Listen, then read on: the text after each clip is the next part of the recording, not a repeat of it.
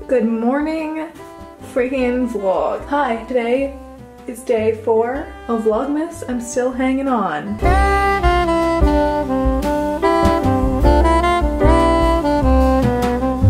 Side note, look at my cute little Santa. I tried to like add a little bit of Christmas to the bathroom. This was like $3 from Tree Lane Farms. He's just like a cute little wooden Santa. Yeah, anyways, hi. Today I'm gonna do a business Q&A. So I asked you guys on Instagram to ask me some business questions. Just made my breakfast, the usual. Egg whites, 2 eggs, 2 pieces of raisin toast with butter. I will never get sick of this. I have this every day. My hair is not staying like this. I just figured I would answer some of these business questions now while I do my braids. My life is just a string of multitasking. Step 1 for braids is separating your hair into 2 equal sections, at least for the most part. If you could go back to when you started night swim and give yourself some advice, what would it be? There's a lot of things I could say here. I think the first thing that comes to mind is you can't do everything yourself. I used to do every single little thing myself, answer every email, every question, package all the orders, and do everything myself. That for sure is a full-time job in itself. YouTube is a full-time job in itself. I can't be doing all these full-time jobs all at the same time. It's not possible. So hiring people or having people to help you out, even just contract workers, is so important, so helpful. Okay, for the braids, you want to start with a small area, section it off into 3. So I do a little normal braid first, and then you have to pull a little section of hair and add it to each strand now. I know it's like easier said than done. I don't really have any tips for this besides practice. Your hands like get used to the positioning. Grab a piece of hair, loop it in, pull tight. Grab a piece of hair, loop it in, pull tight. And I will say braids are easier to do when your hair is greasy. It's like doing a normal braid, the same action, the same braiding action. You're just adding in a little bit of extra hair each time. Oh, I really start sweating when I do this. One arm out. Do you design all your swimwear pieces yourself? Yes, I do. I design all of night swim myself. I start by looking for a bunch of inspiration pictures, and then I will sketch out or like draw the ideas that I have in my head, and then we get those made into tech packs. We start sampling. How did you learn to start a business? By constantly failing over and over. The best way to learn is to learn by experience, to just throw yourself into it. Start doing the things you want to do. Even if you don't know how to do them, you're going to make mistakes. You're going to screw things up big time. But that's how you learn. I didn't have any professional training. I didn't go to school for business.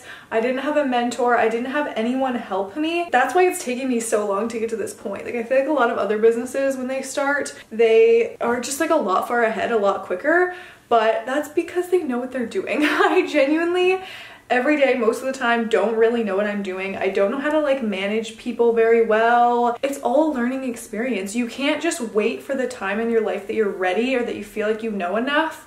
You have to just go for it and see what happens and accept those failures and turn them into lessons. How would you recommend looking for ethical manufacturers? Manufacturing is a shit show most of the time. Google, like honestly, Google. That's all I did, is Google a ton of different manufacturers in different locations all over the world. I ordered a ton of samples in my first year. I basically just said to these manufacturers like, hey, this is what I want done. I'm gonna buy some samples from you. I spent thousands on samples from a bunch of different manufacturers. I then narrowed it down to manufacturers that I liked better than other ones. And in regards to ethics, you're gonna wanna ask them for pictures of the inside, what the salaries are for the workers, and you just have to ask them a bunch of questions. Look at their website. It's just a ton of research. Like, there's no quick way to find this like golden, amazing manufacturer. It's a lot of trial and error, just like everything else in business. How do you go with the licensing and legal ownership of your business? So this is different for, I think, everywhere you live. I basically just looked up how to start a business in Ontario in Canada. It's was like $300 to incorporate, but you definitely want to either have a sole proprietorship or a corporation. How do you start a website that allows things to be purchased and payment to go through? I use Shopify for everything. Shopify is a fantastic platform. They have all of that back-end stuff set up already, and all you need to do is make it look pretty, pop your products in. Highly, highly recommend Shopify for anyone who is starting a business and needs to sell things online. What are the best and worst parts of running your own business? The best part is that I'm doing something that I love, that I'm very passionate about. I'm excited to work every day. I don't wake up and I'm like, oh, I have to go to work today. I wake up and I'm like, all right, what's on the to-do list? What do I have to get done today? It's crazy because I used to wake up and be like, ugh, work day, it's a Monday. But now I'm like, yay, Mondays. I get to work and grow my brand and live my best life. The worst part would be probably just the stress that comes with it. It's not easy. It's very hard. It's very taxing on your mind and your body. It's very exhausting. There's a lot of late nights, early mornings. I wake up just before 6:15 is when the alarm goes off. I get out of bed, make my boyfriend breakfast, and then I am immediately on the computer right away by like 6:30 a.m. checking emails, looking at my to-do list. I usually stop work at around 5 and I'll go to the gym. Sometimes I can't get to the gym because I'm super busy, and then I'll usually do some more work once I get home from the gym. This past couple weeks has been crazy. I've been working till midnight every day and then still getting up at 6:15. You don't have those set 9 to 5 hours. You don't like turn off at any point. Something that's a positive and a negative is that I am in control of my entire business. If I'm not working super hard, my business isn't going to go anywhere. If I'm making the wrong decisions, my business could fail, and it's just a lot of pressure being that person who is in control of everything. But it's all worth it because I do really like what I do, and I'm very happy to be working for myself and not working for anyone else. Not that that's bad. Where do you start? How do you go about taking the first steps to starting your business? I started by drawing swimwear. Like, that is the first thing I was doing. Was I was sketching out designs and doing a bunch of research, doing research into businesses in Ontario, research into manufacturing. It's just a lot of research at the beginning. That is the first step, is doing your research, having an idea of what you want to do. I knew I wanted to do swimwear. I've always really loved swimwear. Yeah, start with the idea and a ton of research. What's a rough estimate on how much money it takes to start a small business? I don't even remember how much I spent on my first launch. My first launch, I only ordered 300 pieces. That's how you start. You don't want to start by ordering like hundreds of thousands of items. Like, I just ordered 300. You have to start small, and then every launch you start adding more and more, at least if you're selling product. But there's so many different types of businesses. Like, if you want to start an app, designing apps is very expensive. Again, this goes back to research. Research into that field, research into how much products cost, ask manufacturers how much they charge per piece. Like, just do research. Do you outsource a lot of your business work? I have 2 businesses. The one is called Gabby Cheyenne Fitness Corporation. That is things like my sponsorships with Alphalete and Alani, any sort of money I make from sponsored posts on Instagram, which is like nothing. Any YouTube income, again, nothing really. Anything to do with social media goes through that business, and then anything for Night Swim is a completely separate business. But for both businesses, I don't outsource a ton. Night Swim, I am now starting to hire more contract people. I have Cecily who does all my customer service stuff, and I have Sydney doing all my partnerships and social media, and then I now have Maddie who's helping me with design and the aesthetics of everything. That has helped so much, having other people to help you with stuff. Yeah, but other than that, I do everything myself. My computer is having a mental breakdown and not really working because I'm trying to do so many things on it. I've never edited so consistently for so many hours in a row, so I think my computer is a little bit overwhelmed. Did you open a business account with your bank? Yes, I did. I have 6 business accounts. I have a USD and Canadian bank account for Gabby Cheyenne Fitness Corporation. I have a Canadian and USD for Night Swim, and I also have a Canadian and USD for Night Suits, which is the men's collection under Night Swim. I would definitely 1000% recommend getting a business bank account if you are starting any sort of business. You don't want to be taking any money out of your personal funds, and if you are, you need to track all of that. I have an Excel document in which I track all my expenses, all my spending. How do you get your brand out there, so to speak? I find one of the best ways to market your brand is just through genuine reviews. So sending your product out to influencers, getting their genuine opinion on the product, and if they like it, hopefully they share it with people. If they don't, that's fine.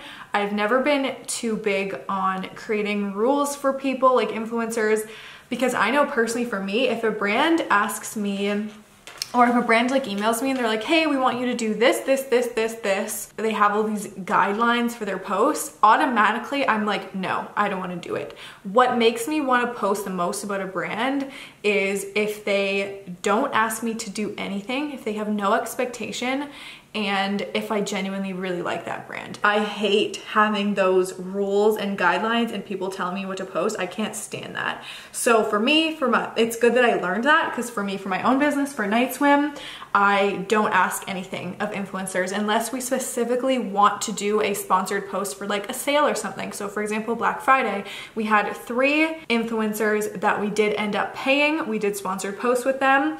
And in that case, we just asked them like, oh, can you just please tag the brand? You can make the caption whatever you want. Please be honest in your review. Say whatever you want to say. And that's it. So I find influencer marketing is huge. Another thing that I'm just getting into now is Facebook marketing. So through Facebook ads, Instagram ads, that kind of thing. I'm still super new on this. Doing things like retargeting ads, that's a big one. So a retargeting ad is if someone has been to your website before but they didn't buy anything, they will now see an ad on their feed being like, oh hey, remember this brand that you almost bought something from? That's what a retargeting ad is. Email marketing is a big one, getting people to sign up to your email list, because I know I often will like forget about a brand and then randomly I'll get an email from them and be like, oh yeah, I remember this brand now. So email marketing's big. Those are kind of the top 3, I believe, in marketing your small business. Will we see patterns soon? Yes, Night Swim has some prints coming out. Where/how did you find the people you work with now? Finding good, genuine people to work with is very hard, but very important, because you want people who are going to work really hard for your company, who really believe in the business, especially in those starting phases where they might not be getting paid as much as they want to be getting paid. And just knowing and believing in the company that it's going to grow and that their salary will grow with it is super important. And just finding people who are good team players. Sydney and Cecily are friends of mine. Like, I knew them already, and I just figured they would be good at these roles. Just knowing them as a person, I was like, hello, please come and work with me. It's worked out amazing. They are both fantastic. Maddie, on the other hand, I actually posted on my story that I was looking for designers, and she reached out to me. I looked at her website, I loved her stuff, and I just got lucky with her because she is absolutely amazing. Everything she touches turns to gold. She's so good. So it's gonna be trial and error. I have hired people in the past. It ended up not working out. It just wasn't a great fit. We didn't really work super well together. I didn't find that they were super eager and like wanting to grow with the company, whereas these 3, they are on it. They work really amazing. Why didn't you make your suits in Canadian dollars? They can actually be in any sort of currency. I buy my products in US dollars. A lot of manufacturers all work in US dollars because it's a more widely used currency. Canadian dollars is just not widely used. The exchange rate would have been a living hell if I was buying products from manufacturers that all have US dollars. So but on the Night Swim website, you can change the currency and shop in whatever currency you have. So it's not necessarily that our products are in USD. It's more like when you get to the website, they might start in USD, but you can shop in any sort of currency. You can check out in Canadian dollars. It's more the back end is US dollars. How to approach influencers to get the deal you want. I briefly did touch on this already, but I think just developing a relationship with an influencer is huge. Like, if you just send them a message, you're like, hey, can you please post in our products? They're gonna be like, no bitch. Like their posts, engage with their posts, just enjoy them as a person. Like, brands that actually like me and make the effort to talk to me. And again, brands who don't give me rules and guidelines and things that I need to post, I am more likely to want to post the brand more. So I think just developing that genuine like connection with the influencer is huge. Hey guys, so I'm gonna cut up some potatoes right now to just prepare them for dinner, but I figured I would answer a couple more business questions as I do this because multitasking is an important business skill. How do you get the startup funds? Government loans, family friends, savings, etc. For me, the startup funds for Night Swim came from my savings, just from money that I had made through Instagram, YouTube, my fitness guide, anything like that. That is where I got my original startup funds from. I didn't borrow any money, I didn't take out any loans, and I'm not saying that's bad. You can totally take out loans. There's definitely like government grants you can look into and apply for. Just personally, I would rather use what I had. And then now for Night Swim, I just reinvest after every launch. I have never paid myself from Night Swim. I have never had a salary from any of my own companies, ever. I don't like taking money out of the business. I need that money to be able to buy stock. It's not just like, okay, you do a launch and then you make all this money. Like, no, the business makes all that money and then I need to use all that money to buy new stock. How did you come up with the name for your business? So, Night Swim, night with a K. First of all, I like the idea of just like one word, keeping it simple. I didn't want anything specifically like Gabby Swimwear, Cheyenne Swimwear. Like I didn't want anything related directly to, ow! Almost cut my finger off. Ow, okay, I need to pay more attention to these friggin' potatoes. Everything's fine. The idea of night came from my past with eating disorders. If you watched my last video and saw some of my struggles that I was having a couple of years ago, that was around the time when I was starting to build the brand. There's like two parts of the name. The first part is like Night Swim, as in like, let's go for a night swim. So night without the K. I liked the play on words that when you say it out loud, it sounds like you're saying night swim, like it's dark outside, you're going for a swim. I wanted something that was strong and powerful. It's almost like wearing your armor. It's hard to explain. I thought it was like a powerful name. I think all women are warriors, all people who have gone through shit, and I was just proud that I was able to wear bikinis and not hate how I looked. I guess that's kind of where it comes from, like a strong, powerful figure. I don't know. I know it's kind of confusing. It makes sense in my head. I don't know if it makes sense to anyone else but me. Does productivity come naturally to you, or is it something you've had to work on? Productivity is something that I have to work on every single day. It's very hard when you're your own boss because you're the only person who can make you get stuff done. There is no one telling you, okay, this is your deadline, here are your guidelines, now complete the task. You make your own deadlines and you make your own schedule, and I find that really hard. It's always something I have really struggled with. I think it reflects in my brands too, because Night Swim hasn't had any new items, and that, yes, is in part because of COVID, but also that's my own fault. Like, I just haven't been on top of it. I'm still learning. I don't really know what I'm doing. It takes work every day, and you learn kind of how you work better, what like makes you more productive, what kind of schedule, what sleeping schedule, what workout schedule, and just what life schedule works for you. And I think that's pretty relevant to a lot of people who are working from home right now. But something that keeps me kind of sane and productive is making my to-do lists. I need my to-do lists so badly. They really keep me on track. I have one every day. I write down everything. I use a sketchbook just so that I can write notes all over the page. I write things, I draw things, I use different colors, I circle things, I highlight things, and I just make like crazy to-do lists and just very intense notes, and also just having like a daily routine, daily schedule. But I have not always been as productive as I am right now, especially when I was struggling with my mental health. It's so hard to be productive because sometimes you just want to like sit on the couch and eat and scroll on your phone, and I get that. I've been there. If you're like, oh, I'm just not a productive person, that's not true. Productivity can be learnt, and you can definitely improve upon your productivity skills. How did you get your Instagram to grow? I have a fitness page and it's not really growing.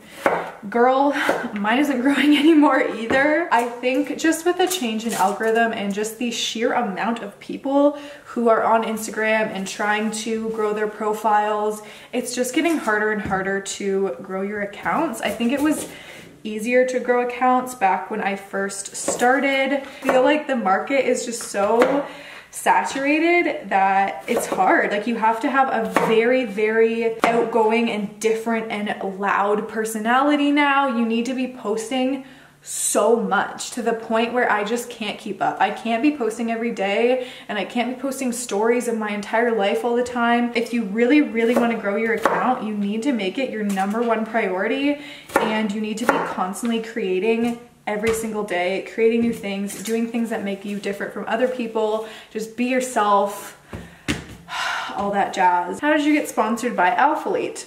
Christian reached out to me a couple of years ago and asked if I just wanted to try some of their leggings. And I was like, sure, why not? And I tried the Revival leggings and I was hooked. I guess they just kind of continued to send stuff to me and eventually they sponsored me, I guess. I don't know. You can also reach out to brands first. If someone reaches out to Night Swim who has like a strong following, I really like the aesthetic of their page, I get so excited. I'm like, oh my God, yes, of course I'll send you suits. Like, I would love to.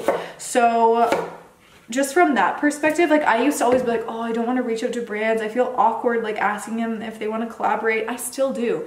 Yet when people ask me to collaborate with Night, I'm like, hell yes, you can collaborate. Like, I would love that. Don't be scared to reach out to brands. Ask them if they're doing any collaborations, either paid or just for product, whatever you want. Just test the waters. Like, it doesn't hurt to ask. The worst that's going to happen is they won't respond, or they'll respond and be like, oh, we're not actually looking for any collaborations right now. Okay, so you move on. You either try again later or you try a different brand. Income breakdown between being a brand ambassador of the Night Swim line. All I do is make dividends from Gabby Shida Fitness Corporation. So I don't take any money from Night Swim and I don't have any other direct sources of income. That is it. I have a monthly payment that I pay myself from GSFC and that's it. And it's not a lot. Like, it is not a lot. I hate taking money out of my businesses. So I pay myself like the bare minimum to get by every year. I think that might be all the questions for today. I know this video wasn't super Christmassy. I'm sorry. I want to make more Christmassy videos throughout the next couple weeks, but I really did want to make this business Q&A because I've been getting a lot of business related questions recently. So I wanted to get this video up. Bye guys.